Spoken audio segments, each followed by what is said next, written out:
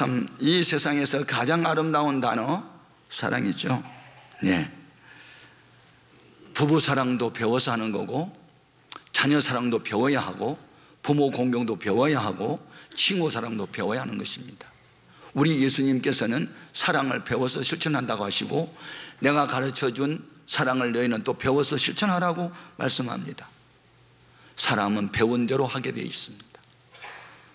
청소년들을 연구해 보면 분명한 것이 있어요. 어린 시절에 술 많이 드신 아버지, 그리고 술 취해서 고함 지르고 엄마 때리고 가정불화 일으키는 그런 아버지, 그리고 아버지한테 대들고 또 때리고 맞고 싸우는 어머니, 이런 가정에서 자란 청소년들은 가슴에 멍이 들어 있어요. 깊은 상처가 있어요. 네. 그때 그들은 결심을 해요. 나는 커서 어른이 되면 절대로 우리 아빠 같은 남자는 안 된다. 나는 우리 어머니 같은 여자는 안 될 거야. 그런데 시집가고 장가간 뒤에 보니까 꼭 지네 아버지 하는 일 저도 하고 있고, 어머니가 하는 일을 자기도 하고 있어요. 안 하겠다고 했는데 왜 그럴까요? 이미 메모리가 되어 있어요. 배운 것이 그것이니까 거기 나오는 거예요. 안타깝지요. 반대로 어머니 사랑하는 아빠, 아빠를 존경하는 어머니, 이런 소위 숨기는 가정에서 성장한 자녀들은 장가 빨리 가고 싶고 시집 빨리 가고 싶어요. 우리 아빠 같은 남편, 우리 엄마 같은 아내를 사모하거든요. 이런 사람들은 정서적으로 안정이 되어 있기 때문에 인간관계가 아주 좋아요. 소위 IQ보다는 EQ, 감정지수가 높기 때문에 인간관계가 좋습니다. 그런데 상처받고 구박받고 인정받지 못한 사람은 피해의식과 열등의식이 있어서 누가 조그만 자존심을 건드리면 폭발을 합니다. 이것이 자라는 환경이 주는 안타까운 사실이죠. 그런데 우리가 하나님의 사랑을 깨닫고 예수님의 사랑을 깨달으면 과거에 어떤 상처가 있든지 주님은 치유해 주시고, 치유받은 사람만이 또 다른 사람을 치유할 수가 있는 것이죠. 사랑은 배워서 하는 겁니다. 9절 10절에 같이 읽어보겠습니다. 아버지께서 나를 사랑하신 것 같이 나도 너희를 사랑하였으니 나의 사랑 안에 거하라. 내가 아버지 계명을 지켜 그의 사랑 안에 거하는 것 같이 너희도 내 계명을 지키면 내 사랑 안에 거하리라. 아멘. 성부 하나님께서 성자 예수님을 사랑하셨다, 이렇게 말합니다. 예. 사랑, 거기에서 얻어진 열매는 기쁨이죠. 이 사랑 이야기를 내가 너에게 한 목적이 있다. 11절 같이 읽어요. 내가 이것을 너에게 이르면 내 기쁨이 너희 안에 있어 너희 기쁨을 충만하게 하려 함이라.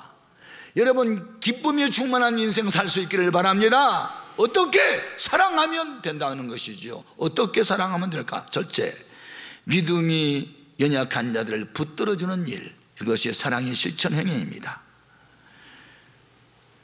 우리들도 처음부터 믿음이 좋아지지 않았습니다. 넘어져 보지 않고 걸어다니는 아이가 없는 것처럼 우리도 시험 들었고 마음 상했고 포기하고 싶었고 넘어졌고 자빠졌고, 그래도 누군가가 찾아와 날 다시 붙잡아 주셨고 이렇게 세워줬기 때문에 그 사랑의 손길로 인하여 우리의 믿음이 자라게 된 줄로 믿습니다. 예수님이 당시에 그 사회 구성 요원들 가운데 요즘으로 하면 세무서에서 일하는 세리들, 그리고 몸을 팔고 있는 창기들은 인간 취급하지 않았습니다. 그들은 다 지옥 갈 사람들로 아주 정해놓고 상대도 하지 않았습니다. 그런데 우리 예수님은 그런 세리들과 주인들과 식사도 같이 하고 대화도 하니까 바리새인들과 서기관들이 이해를 보지 못하고 예수님까지 기인을 하게 됐지요. 예. 자, 그때 우리 예수님께서 하신 말씀 누가복음 15장 3절 이하로 같이 읽어봅니다. 예수께서 그들에게 이 비유로 이르시되 너희 중에 어떤 사람이 양 100마리가 있는데 그중 하나를 잃으면 99마리를 들여두고 그 잃은 것을 찾아 4개까지 찾아다니지 아니하겠느냐. 또 찾은즉 즐거워 어깨에 메고 집에 와서 그의 벗과 이웃을 불러 모으고 말하되 나와 함께 즐기자. 나의 잃은 양을 찾아 내었노라 하니라. 내가 너희에게 이르노니 이와 같이 죄인 한 사람이 회개하면 하늘에서는 회개할 것 없는 의인 99으로 말미암아 기뻐하는 것보다 더 하리라. 천국은 기쁨을 위하여 어떤 일을 행하신 줄로 믿습니다. 하나님 아버지가 하는 일은 인간의 구원과 그로 인하여 기뻐하는 것이지요. 그래서 우리들의 눈에는 죄인 괴수라도 하나님의 눈에는 이런 양으로 보는 거예요. 찾아야 할 양, 구원해야 할 양으로 보이는 거예요. 마태복음 9장 12절 이하로 같이 읽어봅니다. 예수께서 들으시고 이르시되 건강한 자에게는 의사가 쓸데없고 병든 자에게라야 쓸데있느니라. 너희는 가서 내가 긍휼을 원하고 제사를 원하지 아니하노라 하신 뜻이 무엇인지 배우라. 나는 의인을 부르러 온 것이 아니요 죄인을 부르러 왔노라 하시니라.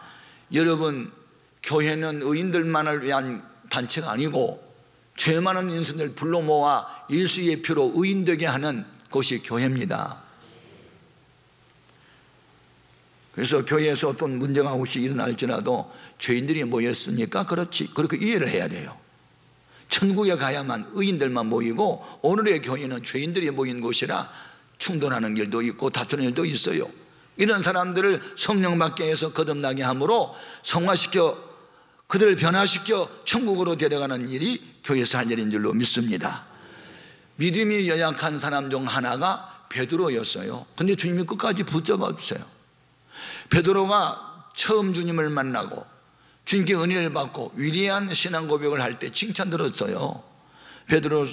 마태복음 16장 16절 이하 같이요. 시몬 베드로가 대답하여 이르되 주는 그리스도시요 살아계신 하나님의 아들이시니이다.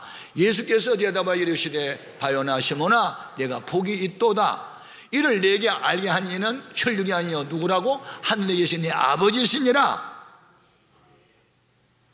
너희가 머리가 영특하고 공부를 많이 알아서 이것을 깨닫는 것이 아니라 하늘에 계신 네 아버지가 이것을 깨닫게 했으니 너 복이 있다. 이렇게 칭찬을 했어요. 그렇게 칭찬 들었던 베드로도 한때 믿음이 약해가지고 방황할 때가 있었어요. 예수님이 십자가 앞에 놓고 그를 데리고 겟세마네 동산에 가서 깨어 기도하라고 할 때 기도를 못해요. 피곤해 지쳐가지고 계속 졸다가 잤어요. 깨워놓으면 또 잤어요. 그러다가 시험에 들어요. 사람들이 예수님을 잡아 끌고 가요. 그러자 자기도 잡힐까 도망을 가요. 도망가다가 양심의 가책을 느끼고 다시 돌아오긴 했지만 멀찍이 줄 따르다가 예수님이 가야바라고 하는 대제사장의 법정에 신문을 받자 멀찍이 마당에서 모닥불을 피워놓은 거기서 불을 쬐고 있을 때 거기에 종들이 와가지고 당신도 갈릴리 사람 예수 당이고 예수 제자지? 그러니까 아니 나 예수 알지도 못하는데 거짓말을 해요. 마태복음 26장 71절 이하 같이요.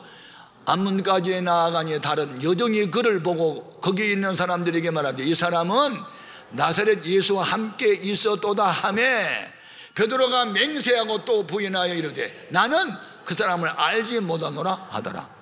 아니 주는 그리스도시요 살아계신 하나님의 아들이라 할 때는 언제고 나 예수 모른다는 또 언제입니까? 이 정도 되면요 이 배신자야 썩 물러가라 그리고 그냥 단칼로 끊을 수 있는데 예수님은 사랑이 너무 많아가지고 그렇게 못된 베드로를 버리지를 않아요. 왜? 사랑하니까. 그리고 그는 예수님이 부활한 이후에 세 번째 주님이 나타날 때 그는 어디 있었느냐면 갈릴리 바다에서 고기잡이 하고 있었어요. 새벽에 예수님을 찾아가요. 너희들 중에 고기가 잡혔느냐? 고기가 있느냐? 고기 못 잡았어요. 그래 그럼 배 오른편에다가 그물을 한번 던져봐라. 던졌더니 큰 물고기 몇 마리가 잡혔대요? 153마리 잡혔어요. 모나미 볼펜 153을 아십니까? 모르십니까? 모나미 볼펜 회사 사장님이 장로님이세요. 성경을 읽다가 153마리 그거 생각나서 모나미 볼펜 이름이 153이에요. 예수를 믿는 사람들은 사업을 해도 성경에 나오는 이름을 갖다 붙이니 하나님이 복 주실 줄로 믿습니다. 그 모나미 볼펜 153이 얼마나 많이 팔렸을까요? 나도 모르겠어요. 엄청나게 팔린 것만 알아요. 여러분, 그렇게 고기를 많이 이제 베드로가 잡았는데, 그때 베드로가 주님을 만났을 때 예수님이 베드로에게 하는 말, 이 믿음 없는 제자야, 책망을 하지 않고 시몬아, 내가 나를 사랑하느냐고 물었어요. 시몬은 어떤 이름? 예수님 믿기 전의 이름. 너 3년 반 동안 나 믿고 따랐지만 3년 반 전의 모습이다. 그래서 너 베드로 아니거든. 지금 너 이름은 시몬이야. 날 사랑하느냐? 뭐라고 대답하지요? 예, 제가 사랑합니다. 자신 있게 대답 못했어요. 왜냐하면 지난번에 장담했는데 장담한 대로 못 지켰거든요. 그러니까 이제 갇히게 되고, 그래서 내가 주님을 사랑하는지는 주님이 아십니다. 그게 정답이요. 앞으로 여러분 곤란하면 그렇게 대답하면 됩니다. 당신이 아십니다. 그렇습니다. 포기하지 않는 주님의 사랑이 베드로를 붙잡아 준 겁니다. 베드로의 의지로 신앙생활을 한 게 아니라 주님의 사랑에 의해서, 사랑의 줄에 매여서 이끌려서 다시 예루살렘에 와서 열흘 동안 기도하다가 성령 받고 주님으로부터 받은 사랑을 실천하기 위해서 복음 전하다가 순교한 사람이 베드로요. 우리를 살게 한 것이 주의 은혜요 사랑인 줄로 믿습니다. 이 사랑이 우리를 살게 하는 것입니다. 병은 내가 들었고 죄는 내가 범했는데 사랑의 주님이 우리 죄악을 담당하셨고 병도 주님이 짊어지셨으니 이것이 주님의 사랑이었습니다. 마태복음 8장 14절 이하, 예수께서 베드로의 집에 들어가사 그의 장모가 열병으로 앓아 누운 것을 보시고 그의 손을 만지시니 열병이 떠나가고 여인이 일어나서 예수께 수종들더라. 저물림에 사람들이 귀신 들린 자를 많이 데리고 예수께로 오거늘 예수께서 말씀으로 귀신들을 쫓아내시고 병든 자들을 다 고치시니 이는 선지자 이사야를 통하여 하신 말씀에 우리의 연약한 것을 친히 담당하시고 병을 짊어지었도다 함을 이루려 하심이더라. 아멘. 오늘날 여러분이 예수님의 은혜로 병 고침을 받았을 때 병 고치신 주님이 우리와 함께 하시면 우리도 다른 사람, 병들은 사람을 붙들고 기도하면 병든 사람이 고침을 받게 되는 것이니, 때로는 그들을 위해서 금식을 하는 것이니, 그들이 담당해야 할 짐을 내가 대신 지는 것이니, 이것이 바로 사랑 실천 행위입니다. 그래서 믿음이 강하지 않으면 교회 길은 못하도록 되어 있어요. 셀 리더들 가운데 연약한 사람을 돌보고 신방하고 찾아가고 문자 보내고, 그들은요 주님의 사랑을 경험했기 때문에 할 수 있었던 거예요. 성경대로. 자, 로마서 15장 1절 이하 같이요, 믿음이 강한 우리는 마땅히 믿음이 약한 자들의 약점을 담당하고 자기를 기쁘게 하지 아니할 것이라. 아멘. 예수님에게서 연약한 자를 돌보시는 사랑을 배웠으면, 경험했다면 또 다른 연약한 자를 돌보심으로 배운 사랑 실천할 수 있기를 바랍니다. 두 번째 배우고 실천할 것은 친구를 위하여 자기를 희생하는 사랑이죠. 자, 12절 같이 읽겠습니다. 내 계명은 곧 내가 너희를 사랑한 것 같이 너희도 서로 사랑하라 하는 이것이니라. 여기에서 사랑이라는 말을 깊이 연구해 보니까 변함없이 지속적으로 하는 뜻이 있어요. 단순한 사랑, 한 번 단회적인 사랑은 주님이 말한 사랑이 아니에요. 주님이 하는 사랑은요 지속적이고 끝까지 하는 사랑인 줄로 믿습니다. 그리고 사랑 중에 제일 큰 사랑은 친구를 위하여 목숨을 버린 것이래요. 13절 같이 읽겠습니다. 사람이 친구를 위하여 자기 목숨을 버리면 이보다 더 큰 사랑이 없나니. 예. 친구 그러면 우리는 다윗과 요나단 생각도 나지만 화가 중에 그 알베르히트 뒤로라고 하는 사람이 친구 프란스 나이스타인, 이 두 친구 이야기를 하게 됩니다. 1508년 종이 위에 브루시와 잉크를 이용한 두 손을 모아 기도하는 손. 뒤로가 자기 친구의 손을 그린 것이죠. 두 친구는 그림 공부하고 싶었는데 공부를 하려면 돈이 너무 많이 들었습니다. 먹고 살기에 바쁜 두 친구는 한 친구가 제안하지요. 프란스 나이스타인이라는 친구가 알버트 듀러에게 둘 다 공부 못하겠으니 내가 돈을 벌겠다. 내가 먼저 공부를 하고 마치고 나면 내가 할게. 그리고 친구 그림 공부하기 위해서 이 프란스 나이스타인이라는 친구가 돈을 봅니다. 그리고 듀러는 열심히 그림 공부를 하지요. 세월이 지나 듀러는 유명한 화가가 되지요. 비싼 값에 그림들이 팔려나가지요. 그러자 듀러는 자기 친구 생각이 났습니다. 그래서 이제 내가 번 돈으로 친구 그림 공부시켜야지. 그리고 그 친구를 찾아오지요. 찾아오는 그날 자기 친구는 두 손을 모아 기도를 하는데 그 손이 너무 거칠었습니다. 그리고 가까이 가서 기도수를 들어보니 하나님이여, 이제 저의 손은 오랫동안 거친 노동을 함으로써 손이 너무 많이 굳어버려 그림 공부를 할 수가 없습니다. 하지만 제 친구 듀러에게 뛰어난 지혜와 그림 솜씨를 주셔서 더 이상 바랄 것이 없네요. 하나님 감사합니다. 그리고 눈물 흘려 자기 위해서 기도하는 모습을 보는 거예요. 뭉클한 가슴에. 그래서 종이를 꺼내고 그것을 스케치한 그림이 바로 저 그림이에요. 507년이 지난 오늘날도 독일 안에 있는 미술관에 가면 저 그림이 있어요. 그림을 보면 저 그림을 그린 유명한 화가 듀러보다 그 유명한 화가가 되게 했던 친구가 생각나게 하는 거예요. 사랑하면 감동이 있는 거예요. 여러분, 인생을 살 때 감동 없는 삶은 너무 삭막한 거예요. 친구지간, 부자지간, 부부지간 어떤 인간관계에서 감동을 주고받는 삶이어야 그게 엔돌핀이 나오고 그게 건강에 따르게 되는 줄로 믿습니다. 여러분, 인생을 살면서 누구에게나 좀 감동 주는 삶을 살아야 돼요. 한 신학생이 등록금이 없어 학업을 중단할 위기에 있다는 말을 제가 철야기도 시간에 했더니 여러 사람이 그를 돕겠다고 헌금을 해서 등록하게 돼서 감동이 되는 거예요. 헌금한 사람의 명단을 보면 여유 있는 사람이 거의 없어요. 다 어려운 사람들이. 내가 뜨겁게 가슴으로 그들을 위해서 축복기도 했어요. 여러분, 이렇게 사랑을 실천하고 살면 주님이 약속을 하나 했어요. 사랑 실천해봐라. 그러면 그들은 내 친구가 된다. 14절 같이 읽어봐요. 너희는 내가 명하는 대로 행하면 곧 나의 친구라. 여러분 주위에 어떤 친구들이 계십니까?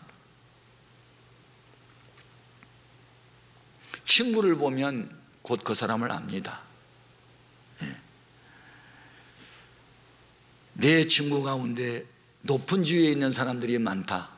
그러면요, 나는 높은 지위에 없어도요 괜히 의시될 수 있어요. 같은 레벨로 생각하니까. 우리 교회 어느 장로님 집에 가서 보니까 대통령하고 둘이 나란히 찍은 사진을 걸어놨더라고요. 대통령하고 사진 한 번만 찍어도 이게 보통은 아니거든요. 아무나 대통령 사진 찍자 하지 않거든요. 예수님이 어떤 분인데 우리들을 친구 삼겠대요? 만왕의 왕이시고 만주해 주시고 창조 주시고 역사의 주관자시고 인간의 생사밥을 주장하시는 그분이 친구로 삼아준다? 이것은 신분 상승을 약속한 거예요. 우리나라 조선시대에 과거에 급제하며 관직에 오른 것이 신분 상승의 첩경이었죠. 그 같은 전통이 오늘날까지 이어온 것이 고시제도입니다. 국가고시, 기술고시, 행정고시, 사법고시. 고시에 패스하면 신분이 상승돼요. 그러나 그 길은 어려워요. 아무나 하는 게 아니에요. 그런데 주님께서 하신 약속이 있어요. 만왕의 왕 되신 주님이 약속한 게 하나 있어요. 친구 위해서 목숨을 버리면 내 친구가 된다고. 그럼 친구가 되면 뭐가 좋죠? 친구 사이에는 비밀이 없다는 거예요. 예수님과 친구가 되면 주님이 당신의 비밀을 다 가르쳐 주세요. 하나님하고 친구가 되면 하나님의 비밀을 우리에게 알려준 줄로 믿습니다. 대답해 보십시오. 구약 성경에서 하나님이 어떤 사람을 지칭하여 너는 내 친구야 라고 말한 사람이 누구였죠? 아브라함이었어요. 또 모세, 친구처럼 이야기했어요. 얼마나 좋겠어요. 내가 하려는 일을 아브라함에게 숨기겠느냐, 다 알려준 거예요. 요셉에게 하나님이 비밀을 가르쳐 줬어요. 앞으로 7년 동안 풍년 될 거고 그 후에 흉년이 7년 이어질 거다. 하나님이 알려주니까 어떻게 했어요? 풍년 들었을 때 양식을 적치해 놨다가 흉년이 들었을 때 그것을 풀어 먹이잖아요. 수백만 명의 이집트 사람들, 70명의 가족을. 이게 하나님하고 친하게 된다, 주님하고 친구가 됐다, 이것은 엄청난 사건이에요. 여러분, 주님하고 친한 사이 되기를 바랍니다. 어떤 사람에게 친구가 되어주겠다고요? 친구를 위해서 생명을 바쳐봐라. 이웃을 위해서 사랑을 실천해봐라. 그러면 내가 모든 비밀을 너에게 알려주리라고 말씀합니다. 그래서 오늘 본문 말씀 15절 같이요. 이제부터는 너희를 종이라 하지 아니하리니 종은 주인이 하는 것을 알지 못함이라. 그렇습니다. 어떤 관계냐 말이죠. 주종 관계는 아니에요. 주인과 종의 관계는, 종은 주인이 하는 일을 몰라요. 그런데 친구는 알아요. 오늘 우리는 주님과 관계가 친구 사이가 되어야 합니다. 나의 사정을 주님이 알아주시고 주님의 마음을 내 마음에 부어주시니 주님과 나는 하나다는 거죠. 이게 엄청난 사건입니다. 주님과 내가 하나가 됐다. 그러면 주님이 하셨던 일을 내가 또 할 수 있는 거예요. 주님이 내쫓았던 귀신 내가 내쫓을 수 있는 거예요. 주님이 병자 고칠 때 나도 고쳐줄 수 있는 거예요. 왜냐하면 주님 안에 내가 있고 내 안에 주님이 계시니까. 이 엄청난 비밀은 누구에게 나타나는가? 다른 사람을 위해서 내가 희생하는 사랑을 보일 때, 우리가 하나님 명령에 복종을 하면 사탄의 세력은 우리 앞에 복종을 하게 되는 줄로 믿습니다. 신명기 33장 29절을 보겠습니다. 이스라엘이여 너는 행복한 사람이로다. 여호와의 구원을 너같이 받은 백성이 누구냐? 그는 너를 돕는 방패시요 내 영광의 칼이시로다. 내 대적이 내게 복종하리니 내가 그들의 높은 곳을 밟으리로다. 우리가 하나님 말씀에 복종을 할 때 어둠의 세력, 사탄의 권세도 우리 앞에 복종하게 된단 말이죠.